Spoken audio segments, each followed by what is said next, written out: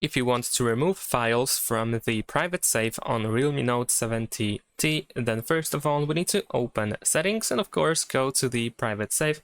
So let's go ahead and choose Special Features, and here we have our private safe. Enter the privacy password, and now we need to go, for example, to one of these categories in order to remove something.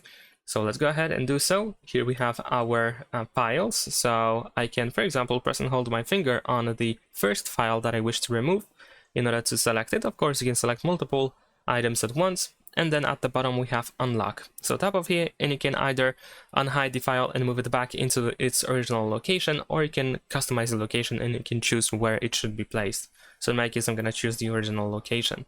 We can do the same thing, for example, with photos and etc. With everything that you have moved over there, you can do the same thing with everything else pretty much.